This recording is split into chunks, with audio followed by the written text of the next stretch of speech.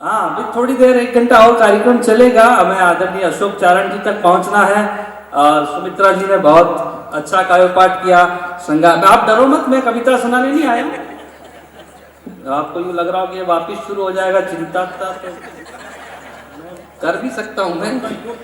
अब बस थोड़ा सा मैं आपको उस माहौल में लाना चाहता हूँ। सुमित्रा ने बहुत अच्छा कर दिया। ओ सुमित्रा सर, तुमने गीत और गजल इतने अच्छे सुनाए, मजा आ गया। तो ये इतनी सी बात थी। ये क्या है, मैं एक कार्य के लिए आया हूँ। ये कार्यक्रम का संचालन दीपक पारिक कर रहे हैं। दीपक पारिक पहली बार फालना आए हैं। मैं इनको बताना चाहता हूँ ये फालना है। मैं उनकी भूमिका में खड़ा हूँ, उन्हें पढ़वाना चाहता हूँ। फालना आए हैं तो मैं बता दूँ, फालना में मुझे अनंत नारायण जी ने बताया था, बोले आ तो रहे हो पहली बार, लेकिन फालना में आओ तो कदम फूक फूक के रखना।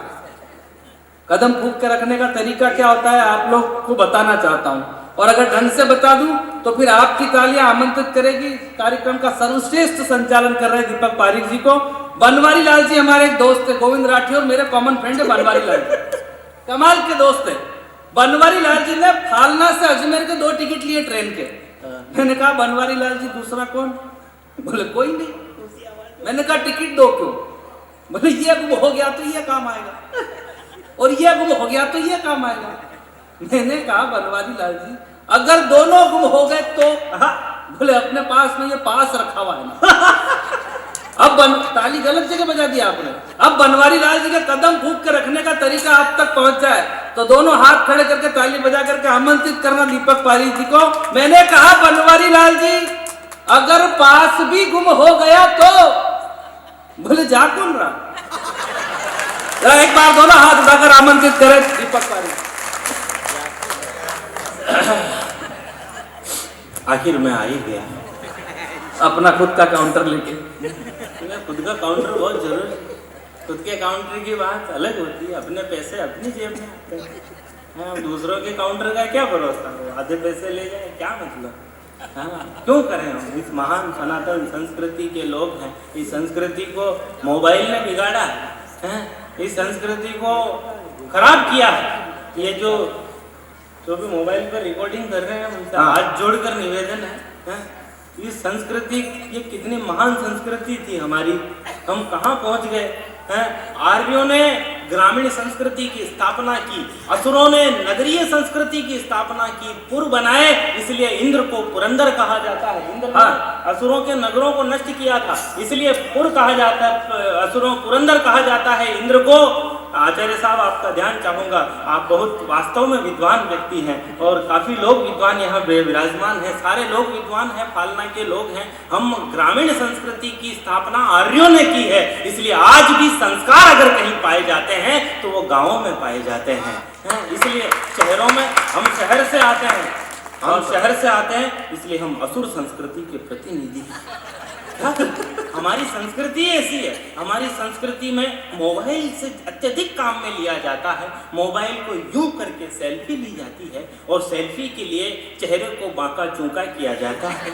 हमारी संस्कृति में किया जाता है। एक 16 साल की कन्या के हाथ में मोबाइल आया, उसका परिणाम कुछ यूं सामने निकल करके आया कि मोहल्ले के लड़कों में बहस खड़ी हो गई। आजकल टुन्ना लाल जी की मुन्नी बड़ी हो गई, आंखों पर चश्मा, चलाने को गाड़ी, एकदम नया स्टाइल, ऊपर से घर वालों ने हाथ में दे दिया मोबाइल। अब न किसी से कुछ मांगती है न लाने को कहती है, आधी आधी रात तक मंत्री जी की तरह फोन पर ही बिजी रहती है। सबको लगता है कि मुन्नी को मोबाइल संभाल रहा है और पंक्तियां आप तक पहुंच जाए तो तालियां मुझ तक पहुंचनी चाहिए। रुको, बजे से पहले तेल में चटो, रुको 2 मिनट रुक जाओ। किस सबको लगता है कि मुन्नी को मोबाइल संभाल रहा है और घर वालों को पता ही नहीं चलता इसमें बैलेंस कौन डाल रहा है। बहुत सारे बैलेंस डलवाने वाले भी बैठे हैं उधर पीछे। जो बैलेंस ये डलवाते हैं वो उसी बैलेंस से किसी तीसरे से बात करती है। सब कुछ भूल गई 16वें साल के उत्कर्ष में, अभी से बैग भर मेकअप का सामान और पहनने के कपड़े पर्स में, जिधर जाए उधर 10-20 दोस्तों का संग, मंदिर चली जाए तो पंडे का ध्यान भंग। सुबह सुबह फोन पर पिंटू, दोपहर में चिंटू, शाम को लक्की, रात में रोशन, मोबाइल हाथ में आते ही प्रमोशन ही प्रमोशन। जैसे जैसे मोबाइल का असर चढ़ा, मुन्नी का जनसंपर्क और बढ़ा। एक दिन मुन्नी ने सारे बंधन ढीले कर लिए और मोबाइल की मदद से खुद के हाथ खुद ही पीले कर लिए। इसलिए कहना चाहता हूँ कलयुगी माँ बाप से, बचाना चाहते हो देश को आए दिन होने वाले गैंगरेप जैसे महापाप से, तो अपने भविष्य के अक्षर अपने हाथों काले मत करो। बच्चों को संस्कार दो, कम उम्र में मोबाइल के हवाले मत करो। बहुत अच्छे दीपक भाई, वाह। मैं बहुत इंटेलिजेंट आदमी हूँ। मोदी जी ने प्रधानमंत्री बनते ही सबसे पहले मुझे फोन किया। आपको क्या लगता है झूठ बोल रहा हूँ? ये जितने भी मंच पर बड़े लोग बैठे हैं, मैं इन सब की कसम खाकर कहता हूँ मैं सच बोल रहा हूँ।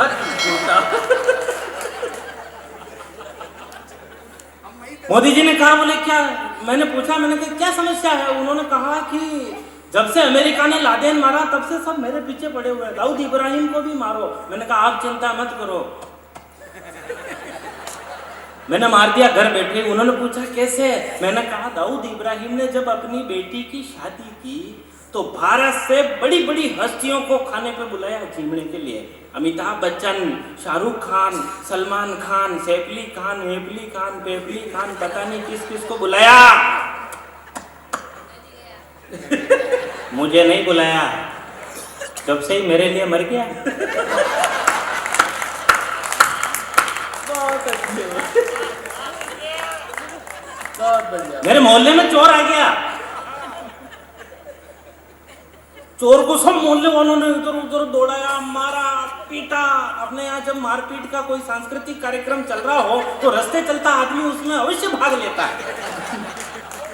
अब जब मेरे ही घर के बाहर कार्यक्रम संपन्न किया जा रहा था तो मैं क्यों नहीं भाग लेता? मैंने भी गया, मैंने भी 2-4 मुक्के मारे और मैंने कहा बिठाओ इसको, पुलिस को फोन लगाओ, बिठाओ इसको। मेरे ही वही घर था, मैंने कहा मेरे ही घर के बाहर बिठाया। रात में 9 बजे से 11 बजे तक पुलिस को फोन लगाया, पुलिस नहीं आई। मोहल्ले वाले एक एक करके सब घर चले गए। लास्ट में चोर और मैं दोनों ही रह गए।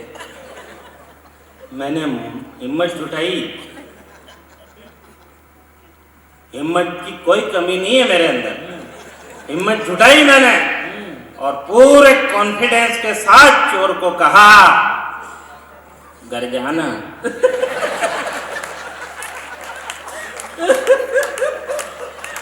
उसने कहा अच्छा पुलिस को बुलाना।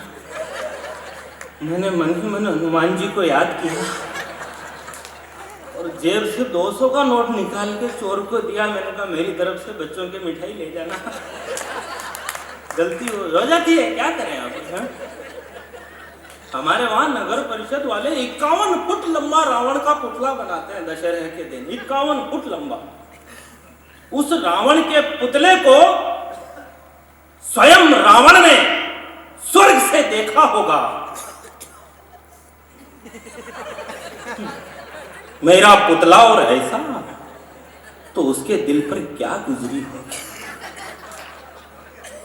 आप लोग 2-3 मिनट के लिए मुझे रावण समझ लें, तब तक अपने आप समझ में आ तो एक दिन रावण स्वर्ग से सीधा धरती पर आया, भगवान श्री राम के मंदिर गया, चीखा चिल्लाया, बोला प्रभु श्री राम त्राहिमाम, आपके देश में क्या चल रहा है? मेरा पुतला तक ठीक से नहीं जल रहा है, ये लोग भ्रष्टाचार के सारे रिकॉर्ड तोड़ रहे हैं, ये लोग भ्रष्टाचार के सारे रिकॉर्ड तोड़ रहे हैं और मेरे लिए लाए हुए पटाखे पार्षदों के बच्चे फोड़ रहे हैं।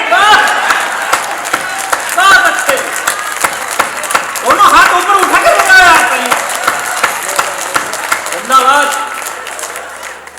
इन्होंने तो मेरे साथ अब तक की सबसे खोटी कर दी, पैसे खा गए, मेरी मूंछों की साइज छोटी कर दी, पटाखे निकाल कर टांगे पतली कर दी, पेट में बारूद की जगह राख भर दी। देख देख के हंसती है जनता सारी। ये रावण है या कोई भिखारी? हे प्रभु आपने धरती से क्या मुंह मोड़ा? इन लोगों ने मेरे बेटे मेघनाथ तक को नहीं छोड़ा, उसको तो इन्होंने जम करके लूटा, उसको तो इन्होंने जम करके लूटा। जब उसका पुतला जला तो एक भी सूतली बम नहीं फूटा। बहुत बढ़िया। सिर्फ पटाखे तड़तड़ाए, उसके हाथ में इन्होंने धनुष बाण तक ढंग के नहीं पकड़ाए। किसी भी पार्टी का आदमी हो, हर आदमी पैसे लेता है, और इन्हीं लोगों की वजह से मेरा छोटा भाई कुंभकर्ण टीबी का मरीज दिखाई देता है। हे त्रिलोकीनाथ, ये कैसा अभिशाप है? देश राम का है, देश राम का है। त्रिलोकीनाथ, ये कैसा अभिशाप है? देश राम का है और लोग रावण के भी बाप हैं। देश राम का है, लोग रावण के भी बाप हैं। कहाँ ले गए हम देश को? कहाँ ले जा रहे हैं हम देश को? चाय से ज्यादा तो केटियां गर्म रहती है हमारे यहाँ। हमारा रेलवे में ड्राइवर है हमारे गांव का एक आदमी, उसका छोटा भाई शाम के टाइम थोड़ा सा यूं करके पूरे गांव में कहता था, भाई रेलवे में ड्राइवर है क्या? अच्छा, नॉलेज कुछ भी नहीं है, ड्राइवर है। 20 साल से एक ही सेठ की गाड़ी चला रहा है। बहुत अच्छे। और बड़े ट्रैफिक में आज दिन तक कोई लाइट नहीं पड़ी, कोई घर पे आके पई का हिसाब सेठ को देता है, और गाड़ी रोज सेठ के बाड़े में खड़ी करता है। हाँ, नॉलेज ही नहीं है, क्या करें? मतलब हम कहाँ ले गए देश को? अपनों से लड़ता है, घर में सीना जोरी करता है। तो भैया, अपनों से लड़ता है, घर में सीना जोरी करता है। एक नशे के कारण ही तो मानव चोरी करता है, अपने सारे काम छोड़कर बना निठल्ला फिरता है, अपराधों में शामिल होकर के नजरों से गिरता है। जिसका बेटा हुआ नशेड़ी, वो माँ हरदम रोती है। बलात्कार, हत्याएं सारी इस कारण से होती है। तो अपने मन पर करो नियंत्रण, घर खुशियों से भर दो। अपराध मिटाना चाहो तो अब नशा खत्म कर दो। अपराध मिटाना चाहो तो अब नशा। कहाँ ले गए? हमारे पूर्वज सारे काम अपने हाथों से करते थे। हमारे जीवन में 80% मशीनीकरण हो गया। 80%। आने वाले टाइम में 100% सारे काम मशीनों से होंगे, कोई काम हाथ से नहीं होगा। यहाँ तक कि आदमी रोटी भी हाथ से तोड़कर नहीं खाएगा। ये बीमारियां क्यों हो रही है हमारे?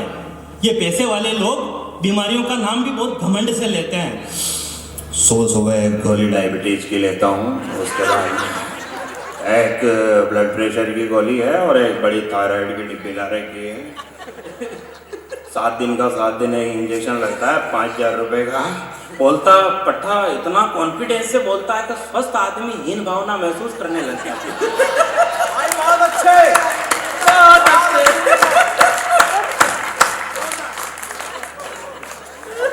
आने वाले समय में हमारे जीवन में 100% मशीनीकरण हो जाएगा तो क्या होगा? हा?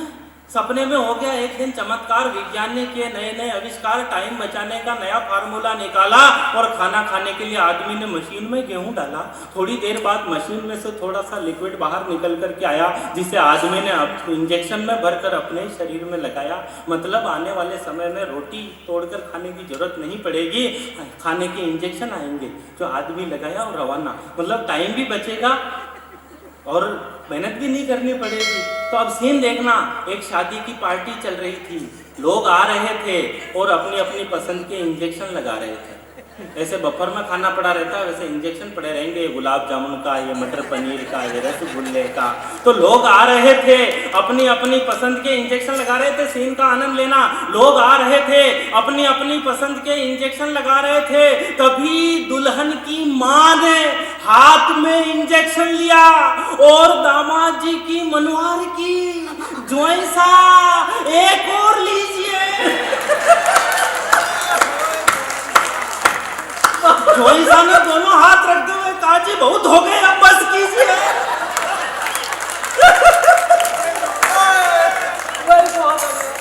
मैं वहीं खड़ा था, मैंने कहा, जीजा जी अभी तो परीक्षा की घड़ी है, पीछे देखो साली जी आलू बड़े का इंजेक्शन लेके से तालियां वालियां बजा के बता दो यार। बहुत अच्छे। अब्बा शादी के सारे इंतजाम बहुत अच्छे किए। लड़की के बाप ने 2 ऑक्सीजन गैस के सिलेंडर भी दहेज में दिए। आने वाले टाइम में ऑक्सीजन गैस बिल्कुल खत्म हो जाएगी। मैं चिंतन की बात कर रहा हूँ हंसते हंसाते हुए। आने वाले समय में ऑक्सीजन गैस बिल्कुल खत्म हो जाएगी, जो सिलेंडर में भरकर मंगवाई जाएगी। तो सुहाग रात में दुल्हा और दुल्हन दोनों सजे धजे थे, दोनों के पीछे ऑक्सीजन गैस के सिलेंडर लगे थे। जैसे ही दूल्हे ने दुल्हन का घूंघट उठाने की कोशिश की, जैसे ही दूल्हे ने दुल्हन का घूंघट उठाने की कोशिश की, उसकी किस्मत ही सो गई। पीछे सिलेंडर में गैस खत्म हो गई। कहा प्रिय तुम चिंता मत करो, मैं अभी वापस आता हूँ और अपने बूढ़े दादाजी का सिलेंडर उठा के लाता हूँ। एक सिलेंडर से उनकी तो रात कट गई, सुबह होते होते दादाजी की फाइल निपट गई।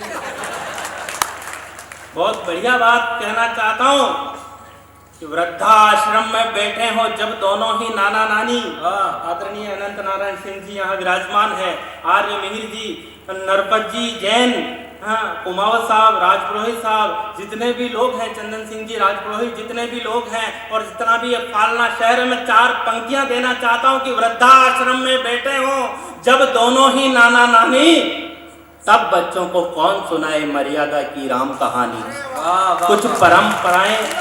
कुछ परंपराएं अच्छी थी, मौसम सिंदूरी था, हमने वो सब मिटा दिया जो बहुत जरूरी था।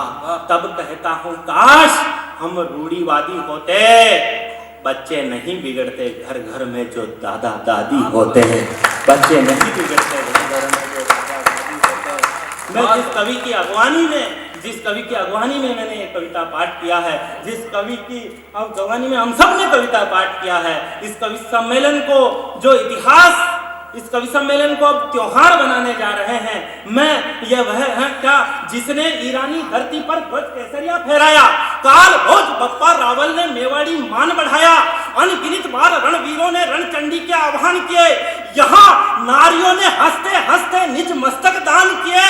जब जब भी हो संग्राम यहाँ उत्सव मनते हैं याद रखो, जब भी हो संग्राम यहाँ उत्सव मनते हैं याद रखो, राणा सांगा राणा प्रताप मन में बसते हैं याद रखो, मत भूलो कि पुरखों का सम्मान बचाना आता है, राजस्थानी वीरों को तलवार चलाना आता है, राजस्थानी वीरों को तलवार चलाना आता है।